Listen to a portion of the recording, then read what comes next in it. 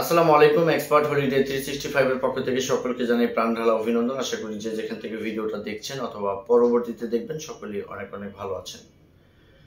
আজকের আলোচনার মূল বিষয়টা হচ্ছে যে আপনি যে কানাডাতে বাংলাদেশ থেকে ভিজিটর ভিসায় যেতে চান এর পূর্ব প্রস্তুতিটা আপনার কিরকম হওয়া উচিত। কারণ আপনি আজকে সিদ্ধান্ত নিলেন যে আপনি কানাডা যাবেন, হুট করে দুদিন পরে আপনি ফাইল সাবমিট করবেন, এমনটা হওয়ার কিন্তু কোনো সুযোগ নেই। তো যাই হোক বন্ধুরা, আলোচনার পূর্বে আপনাদের প্রতি অবশ্যই আমার একটা রিকোয়েস্ট থাকবে, যদি ভালো লাগে চ্যানেলটি সাবস্ক্রাইব করে রাখবেন নেক্সট আপডেটগুলো পাওয়ার জন্য। এছাড়া যারা সাবস্ক্রাইব করেছেন তাদেরকে মেনি মেনি থ্যাঙ্কস। এছাড়া আপনারা যদি মনে করেন এই ভিডিও রিলেটেড কোনো বিষয় আপনি বা ভিসা রিলেটেড কোনো কিছু আপনি কমেন্টস করতে চান, সেক্ষেত্রে কমেন্টস বক্স আপনাদের জন্য উন্মুক্ত আছে। চাইলে কমেন্টস বক্সে কমেন্টস করতে পারবেন। আমরা সময় সুযোগ বুঝে আপনাদেরকে ভালো একটা যৌক্তিক অ্যান্সার দেওয়ার চেষ্টা করবো ইনশাআল্লাহ।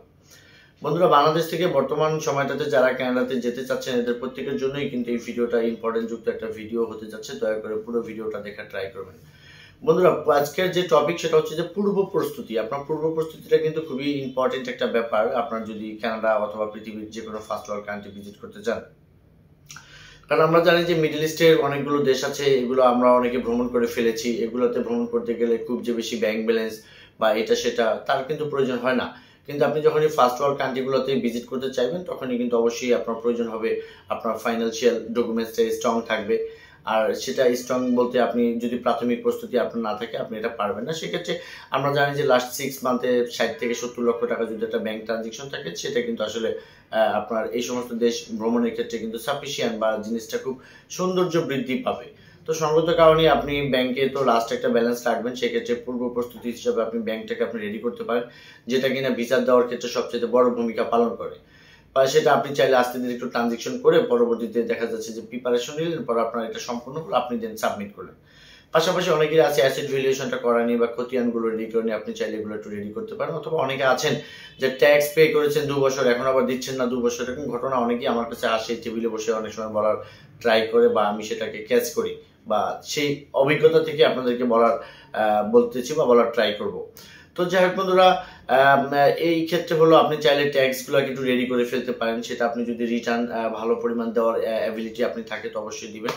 পাশাপাশি আপনার প্রফেশনাল ডকুমেন্টসটাও এখানে বড় একটা বিষয়। সেটা হচ্ছে যে পূর্ব প্রস্তুতি হিসেবে আপনি যদি জব করে থাকেন তাহলে জবের appointment letter, joining letter, salary সার্টিফিকেটগুলো আপনি যত্ন করে রাখতে পারেন। হ্যাঁ, পাশাপাশি যদি আপনি আপনার ভিজিটিং কার্ড, তারপর আপনার ফ্যামিলি ইনফরমেশনগুলো আপনি এক জায়গায় পরিপাটি রাখতে পারেন। অথবা আরেকটা জিনিস অনেকের কাছে এটা থেকেও অনেক সময় নাই থাকে না, সেটা হচ্ছে যে আপনি যদি বিবাহিত হয়ে থাকেন অবশ্যই ম্যারেজ সার্টিফিকেট বা নিকাহনামা যেটা আছে এটা কিন্তু আপনি আপনার ফাইলের সাথে ইনক্লুড করবেন।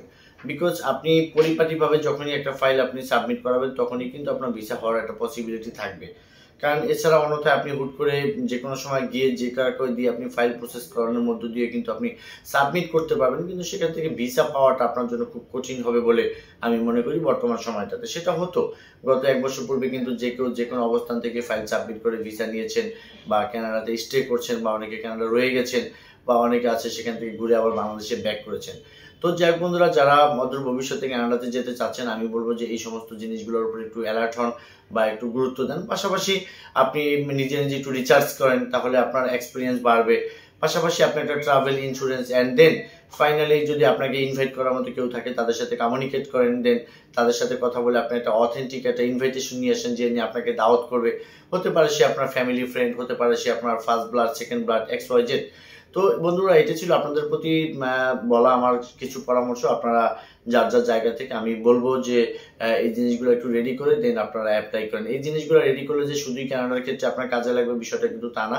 আপনি ফার্স্ট ওয়ার্ল্ড কান্ট্রি আপনার UK, শেনজিন, হ্যাঁ, অস্ট্রেলিয়া, নিউজিল্যান্ড এই সমস্ত দেশ ভ্রমণ করতে গেলেও কিন্তু আপনার এই ধরনের ডকুমেন্টসগুলোর প্রয়োজন হবে।